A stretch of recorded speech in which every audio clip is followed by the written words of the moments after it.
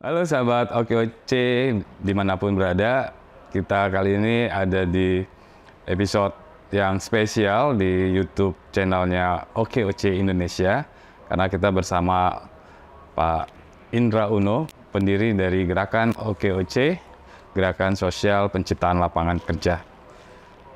Apa kabar, Prof? Baik, alhamdulillah. Saya panggilnya Pak Iin atau ketua aja. Ketua aja boleh. Ketua OKOC Indonesia nih, Ketua Umum OKOC Indonesia. Oke, Prof. Makasih Prof Indra sudah hadir di tengah-tengah kita dan kita ketahui Prof, alhamdulillah gerakan sosial yang didirikan oleh Pak Indra Uno bersama adiknya Pak Sandiaga Salahuddin Uno yang sekarang sedang diamanahi menjadi Menteri Pariwisata dan Ekonomi Kreatif Indonesia. OKOC ini sekarang sudah berjalan lebih dari 6 tahun dan kali ini kita mengupdate juga sekalian ke Prof Indra bahwa gerakan ini sudah lebih dari 200 kelompok komunitas penggerak yang bergabung bersama OKOC dan lebih juga 40 mitra swasta, juga lebih dari 30 mitra akademisi yang bergabung bersama kami dan juga beberapa di pemerintah daerah maupun pemerintah pusat. Dan dari situ Prof, kita alhamdulillah sudah menghimpun jejaring anggota OKOC melalui para penggerak dan para mitra tersebut lebih dari 600.000 anggota dan saat ini juga terhimpun lebih dari 1,5 juta lapangan kerja yang tercipta. Alhamdulillah. Nah, ini yang kami lakukan dan kami lakukan ini di seluruh Indonesia yang awalnya memang OKOC ini dibangun pada saat dahulu di tahun 2016 itu adalah saat menjalankan pilkada waktu itu kebetulan ya Pak Sandiaga Uno ingin pada saat itu running sebagai calon wakil gubernur DKI Jakarta dan saat itu memang terkenalnya di Jakarta. Nah, Prof Indra, sekarang ini banyak yang bertanya-tanya tentang OKOC dan apakah OKOC juga terus berjalan atau hanya di Jakarta aja atau hanya saat pilkada atau pemilihan presiden saat itu Pak Sandiaga ada di sana dan saat ini terus berjalan. Dan mungkin pertanyaan ke Pak Indra atau tanggapan Prof Indra juga, kami butuh saran nih, arahan dari Pak Indra sebagai pendiri OKOC, apa yang mungkin angka-angka tadi yang tadi saya sebutkan, apakah ada yang harus kami tingkatkan lagi bahwa peran OKOC ini sebagai gerakan sosial terus berjalan, karena kadang-kadang Prof ada orang yang bertanya apa memang masih ada OKOC, padahal kita terus menjalani dan sosial media kami juga sangat aktif. Mungkin itu Prof pertanyaan pertama, saran dari Prof apa yang perlu kami tingkatkan lagi.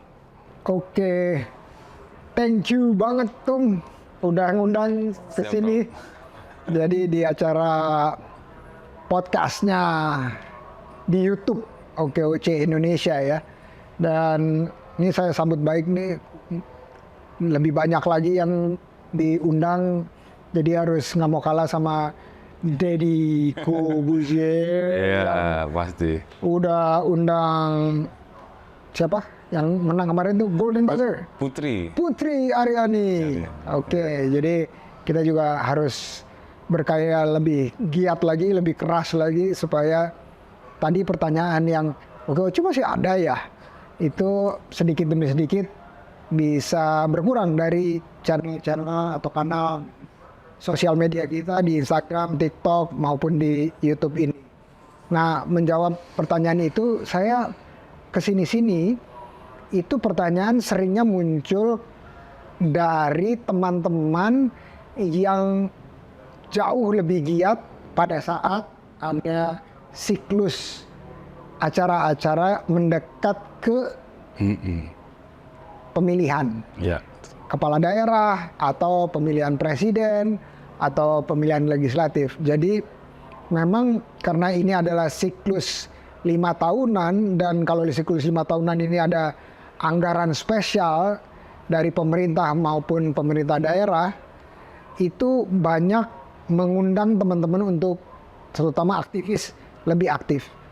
Dan mereka kenal OKOC pada saat kontestasi pemilihan kepala daerah, bupati, terus juga presiden, dan juga legislatif. Nah, mendekat ke 2024 bulan Februari, nah kalau ada yang bertanya, OKOC masih jalan nggak? Yang bertanya itu ternyata setelah saya lihat-lihat itu dari kelompok-kelompok tertentu. Satu, memang profesional yang punya energi berlebih dan punya interest besar pada saat kontestasi pemilu, atau yang aktivis. Nah, mereka mulai muncul lagi. Sekarang mendekati nanti nominasi untuk pemilihan presiden di Februari 2024. Jadi pertanyaan itu muncul ke sini-sini, tapi sebelumnya enggak. Dan satu kategori lagi adalah yang profesional tadi, yang memang dia fokus terhadap apa yang mereka kerjakan, yang berbeda, cukup berbeda dengan apa yang difokuskan oleh gerakan sosial ini.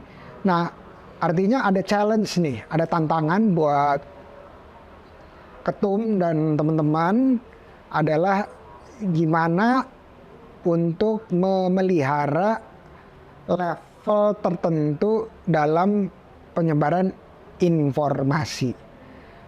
Kalau TV nggak bisa, berarti harus ada kompensasinya di kanal lainnya. Karena kalau kita lihat TV itu di atas 70% untuk sampai ke masyarakat. Tapi kalau hanya sosial media masih sekitar 30-an%. Jadi delta atau perbedaan 40% itulah yang menyebabkan kita menjadi lebih sedikit didengar. Ya bayangin aja tadinya 70%, tiba-tiba tinggal berkurang jadi 30%. Karena yang TV-nya tersebut komponennya jadi tidak ada.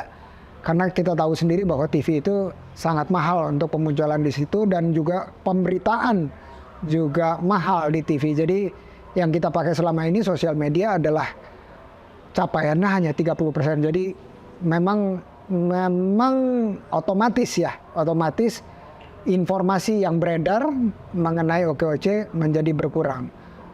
Itu kira-kira, Tung. Ya, makasih Prof. Dan memang kita juga di channel-channel sosial media kami juga banyak sekali program-program yang kita gaungkan apa aja yang sudah kita lakukan dan sedang dilakukan atau yang akan dilakukan, sehingga menarik mereka untuk bisa berkegiatan bersama kita. Dan kita juga terima kasih banyak Prof. Indra, di sosial medianya full OKOC semua, dan Pak Sandi Uno juga beberapa kali masih dan terus-menerus juga menggaungkan program-program bersama kami di OKOC. Nah, ini Prof, kita lihat nih saat ini Prof. Indra ini kami sering kali melihat, menyaksikan di channel-channel Pak Indra Uno ini ada ngobras ya Prof ya, live nih, live di Instagramnya ada ngobras. Ngobras itu apa Prof? Ngobrol santai. Jadi beserta pelaku-pelaku usaha mikro dan kecil dari komunitas-komunitas yang tergabung di OKOC. Berbagai komunitas, anggotanya atau para pengurusnya ngobras, ngobrol santai bersama Prof. Udah lebih dari episode berapa Prof sekarang ini? Sekarang terakhir 430 sekian. Nah, ini lebih dari 400 lebih, dan ini menggaungkan juga, dan teman-teman anggota OKOC juga sangat senang. Dan juga ada apa lagi Prof kemarin? Kalau di ngobras itu isinya adalah sebenarnya saling kenal dan juga promosi dari pelaku usaha. Dan sedikit ada mikro mentoring atau pendampingan. Nah, berikutnya kalau mereka pernah muncul di ngobras, mereka kalau usahanya naik 3 periode berturut-turut, mau bulan, mau triwulan, mau kuartal gitu ya naik, itu saya undang lagi dalam acara live juga yang namanya Mentas. Alias mentoring tuntas. Tapi yang datang satu, karena nggak terlalu banyak, baru 40 sekian episode. Nah itu lebih banyak waktu dan lebih dalam saya bisa melakukan tanya jawab dengan teman-teman. Nah habis itu saya terusin lagi ya. Habis Mentas, terus ada satu lagi komponen yaitu komponen komunitas. Komponen komunitas yang saya sebutnya pantas. Ya, pantas atau pendampingan terikhlas. Itu gunanya adalah memperkenalkan kepada teman-teman apa saja yang mereka lakukan, siapa mereka, dan kenapa mereka mau bersusah payah untuk bikin komunitas, memimpin komunitas, dan juga melakukan pelatihan dan pendampingan usaha. Dan itu digali di live namanya Pantas. Nah, ini baru sekitar hampir 20 mungkin ya. Hampir 20. Jadi 400, terus 40, terus 20. Nah, ini ada satu yang dijalankan oleh teman-teman atau sahabat OKOC dan pengurus OKOC, itu adalah program Tuntas. Ya, program Tuntas itu kita beberapa waktu lalu sebelum pandemi itu selalu bertemu tatap muka. Dan begitu pandemi keasikan. Ya, betul. Di Zoom dan di live Instagram. Kita perlu bangkitkan kembali tatap muka. Maka itu keluar program baru namanya Tuntas, yaitu temuin komunitas. Jadi, supaya teman-teman lebih dapat informasinya lebih tangan pertama, informasinya udah itu juga bisa temuin komunitas-komunitas baru di daerah-daerah. Jadi itu adalah beberapa yang kita lakukan, dan saya juga dibantu oleh teman-teman atau sahabat pengurus OKOC, sahabat pengurus OKOC, nggak bener ya. Jadi sahabat OKOC dan pengurus-pengurusnya itu melakukan dukungan penuh untuk melakukan itu. Jadi Ketum udah berapa tuntas yang dilakukan? Sebenarnya sih udah banyak, setiap ke daerah pasti ada tuntas kita lakukan. Cuma nanti kita coba hitung lagi, Prof. Nah, besok insya Allah, Prof, kita ada di Jawa Barat akan tuntas juga bersama salah satu penggerak di sana. Oke, jadi sebenarnya udah lebih dari 5 dong ya berarti ya? Ya, kalau sejak awal kita baru bulan ini kan. Itu kita bisa sebutnya sebagai pre-tuntas. Baru pre-tuntas. Kalau dihitung dari dulu, waduh banyak banget. Iya. Nah, kayak gitu program-program yang dijalankan oleh Prof di sosial media dan nanti akhirnya dituntas, temuin komunitas. Pasti Prof mendengar langsung dari mereka nih, bagaimana mereka menjalankan wirausaha atau banyak juga yang baru menjalankan wirausaha. Nah, pertanyaannya memang akhirnya bagaimana mereka merasakan menjadi wirausaha. Apa yang Prof dapat dari mereka, Prof, dengan mereka ya jadi wirausaha? Jadi saya ambil contoh yang masih saya ingat baru beberapa hari lalu itu kita melakukan atau saya melakukan ngobras dengan anggota komunitas OKOC Forever. Itu di awal pandemi itu dalam kondisi bangkrut. Seorang ibu rumah tangga dan kegiatannya selalu dari dalam rumahnya. Tapi sekarang ternyata omsetnya udah melebihi per bulannya 700 juta melakukan penjualan online baju-baju abaya.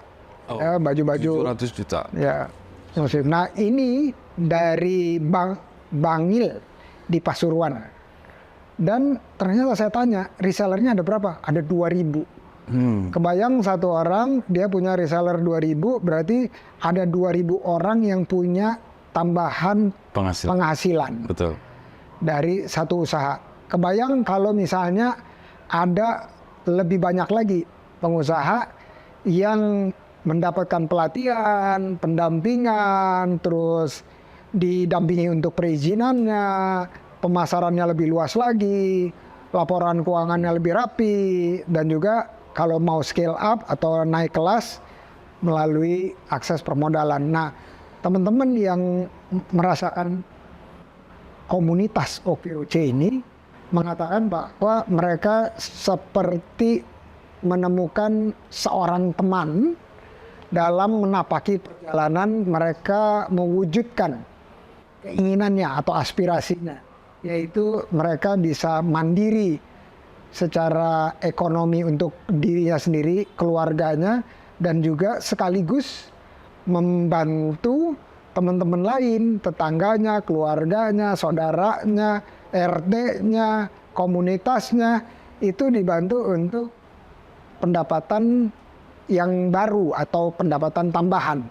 Dengan cara menjadi reseller, dia memproduksi barang-barangnya. Jadi yang saya perhatikan adalah mereka merasa memberikan kontribusi, bukan hanya untuk dirinya sendiri, tetapi juga berkontribusi untuk teman-teman, masyarakat, saudara, dan juga ujungnya adalah negara Indonesia, di mana mereka berkontribusi dalam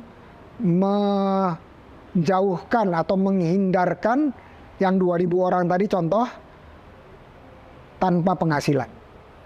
Mereka mampu memberikan melalui barang yang dijual penghasilan tambahan. Dan ini kalau di setiap komunitas ada seperti champion-championnya, ini kita bisa melihat bahwa optimis banget ke depannya usaha mikro kecil ini bukan hanya menjadi backbone yang kontribusi ekonominya 60% terhadap ekonomi Indonesia, tetapi bisa 70-80% seperti negara-negara maju lainnya. Dan mereka mengungkapkan rasa syukur dan rasa terima kasih bahwa mereka ditemenin. Mereka didampingin dalam mereka berjuang, ya struggling, berjuang untuk mencukupi awalnya kebutuhan dirinya sendiri dan keluarganya, terus akhirnya sambil berjalan mereka bisa memberikan penghasilan tambahan kepada lebih banyak orang lagi. Kira-kira gitu. Oke Bro, jadi tadi yang Bro bilang luar biasa 2.000 reseller, dan ini memang kita lagi kembangkan aplikasi-aplikasi yang mendukung program reseller tersebut, yang tadi akhirnya mereka terhindar dari tidak berpenghasilan dan tentu terhindar dari ancaman pengangguran ya Prof ya, yang Prof Indra selalu sampaikan. Nah berikutnya Prof, jadi tadi juga Prof menyebut permodalan untuk men-scale up usahanya mereka. Kita tahu memang di mana-mana tuh di awal-awal OKOC itu mereka berharap banget dan tahunya OKOC memberi permodalan. Mungkin Prof sebagai penggagas dan membangun kurikulumnya, kita punya kurikulum bisa Prof sampaikan dan sampai ke permodalan itu bagaimana Prof untuk mendapatkan akses permodalan yang banyak dipertanyakan oleh masyarakat. Nah, kalau ini kan programnya lahir modifikasi dari Yayasan Min Aruno Foundation, di mana ada pendaftaran, ada pelatihan, ada pendampingan, perizinan nggak ada, pemasaran, ada pelaporan keuangan, permodalan nggak ada. Nah, dilengkapi di OKOC ini dengan perizinan dan satu lagi permodalan. Kenapa? Ternyata kalau dilengkapi seperti ini, nggak banyak juga yang mau akses untuk permodalan ini. Kenapa? Karena orang-orang itu bisa berkembang dari arus kasnya sendiri. Dari penjualannya, dari pelatihan dan pendampingan yang kita lakukan, ini mereka bisa tumbuh secara organik usahanya. Kalau ditanya, OKOC memberikan modal atau enggak? Kita memberikan akses permodalan melalui mitra-mitra kita seperti koperasi, bank daerah, terus bank umum lainnya, ada fintech juga, ada koperasi jasa keuangan syariah atau BMT, dan teman-teman lainnya. Ya menarik, tadi jadi ada kurikulum yang diadopsi dari Min Aruno Foundation Prof ya. Jadi kami menyebutnya untuk sahabat OKOC 7 tahapan OKOC menuju prima. Ya tadi yang Prof sampaikan pertama, dan ini mungkin kita infokan juga Prof bahwa ini adalah manfaat dari yang ada di OKOC. Ya, yang pertama adalah pendaftaran, jadi masyarakat bisa mendaftar para sahabat OKOC di okoc.net. Dan kedua, pelatihan tahap kedua, jadi mereka mendapatkan pelatihan. Dan tentu di pelatihan ini kita nggak putus di situ karena ada manfaat lain. Ada ketiga adalah pendampingan sampai akhir mereka ikuti program kita. Ada tahap keempat yaitu perizinan. Nah ini tadi yang tidak ada di Min Aruno Foundation, ini tambahan di OKOC. Ya, terus kelima tahapan pemasaran, dikurasi produknya, kemudian dibantu pemasarannya dan lebih luas di digital dan ekspor. Nah ini juga manfaat yang bisa didapat. Dan keenam pencatatan keuangan tadi juga ada di episode lain, teman-teman bisa ikuti ada bagaimana literasi keuangan kita berikan dan aplikasi dari para mitra. Nah ketujuh yang nggak ada juga di main RUNO Foundation tadi Prof Indo sampaikan adalah akses permodalan. Tadi Prof, mungkin ada tambahan Prof, manfaat-manfaat yang bisa para sahabat OKOC dapatkan saat mereka sudah bergabung di OKOC. Nah, sebelum itu saya mundur dikit. Waktu Yayasan Minharuno Foundation 2008 memulai khusus program beasiswa untuk mahasiswa wirausaha, itu yang daftar, dan waktu itu pernah kerjasama dengan Tangan di Atas, TDA, itu ribuan. Udah 15 tahun, nih sekarang batch 15. Yang daftar tinggal di bawah 100. Oh. Nah, teman-teman bingung, kenapa ya? Apa programnya kurang bagus atau enggak memenuhi kebutuhan masyarakat? Tapi ternyata secara belum dilakukan penelitian yang mendalam, tetapi secara general, secara umum, bahwa yang dilakukan itu banyak di-copy, banyak direplikasi sama orang. Sehingga sekarang anak-anak muda khususnya punya banyak pilihan. Kampus Merdeka contohnya ya. Terus ada OKOC, ada Tangan di Atas juga. Jadi sekarang banyak pilihan, sehingga dengan banyaknya pilihan tersebut, imbasnya adalah menurunnya orang yang daftar untuk program ENFOY, Entrepreneurship Development for Youth, atau program kewirausahaan, beasiswa kewirausahaan untuk pemuda. Jadi kita melihat suatu hal yang positif trennya, walaupun ini baru disebut sebagai observasi anekdotal ya, atau belum empiris. Kalau empiris itu kita harus cek semuanya. Dan dengan tersedianya institusi, komunitas, terus yayasan yang bergerak di dalam pelatihan dan pendampingan wirausaha ini, masyarakat bisa mendapatkan akses terhadap kewirausahaan, pengetahuan mengenai kewirausahaan, keterampilan mengenai kewirausahaan ini lebih luas lagi dan bisa di mana-mana.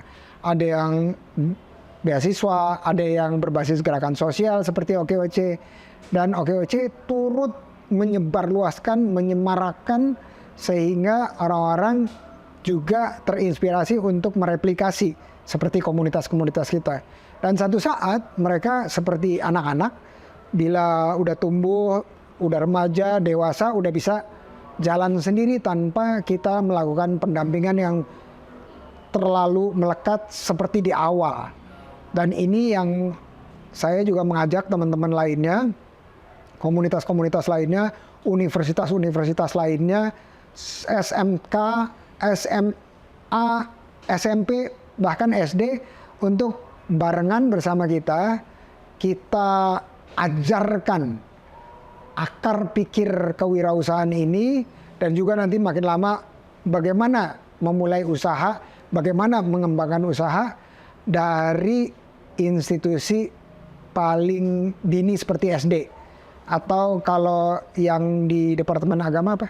MI. Madrasah Ibtidaiyah. Madrasah Ibtidaiyah, udah itu terus MTSN. MTS. Madrasah Sanawiyah. Habis itu MA. Madrasah Aliyah. Habis itu pesantren. Pesantren. Nah, ya, pesantren ya.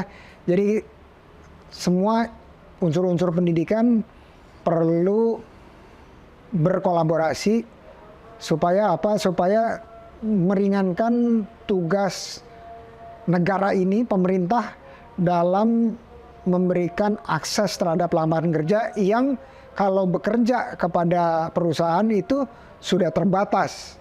Kita lihat bahwa lapangan kerja yang diproduksi setiap tahunnya jauh lebih besar dari lapangan kerja yang tersedia. Sehingga alternatif pilihannya adalah kewirausahaan alias menciptakan kerja untuk diri sendiri. Karena kalau nggak ada jalan lain, gitu tuh. Ya, makasih Prof. Nah itu sahabat OKOC bahwa manfaatnya luar biasa besar sekali. Dan mungkin Prof sedikit menyinggung tadi kita akan masuk ke tahun politik tahun 2024. Nah masih ada nih pada saat-saat mau masuk tahun politik itu kita dikaitkan apakah OKOC ada kaitannya sama politik. Nah mungkin ini pertanyaan terakhir buat pesan dari Prof Indra seperti apa Prof? Nah teman-teman, salah satu pendiri OKOC, Gerakan Sosial OKOC ini adalah Pak Sandi Uno. Kita biasa panggilnya Bang Sandi. Dan Bang Sandi ini notabene adalah profesinya politisi. Jadi kalau politisi itu adalah bagaimana dia masuk ke dalam kekuasaan dan memelihara keberadaannya di dalam kekuasaan tersebut atau pemerintah dalam hari ini. Nah, ini bisa menyebabkan sahabat OKOC agak bingung. Ini politik atau gerakan sosial? Sejatinya kita ini adalah seperti sekolah. Kita ini seperti BLK, Balai Latihan Kerja.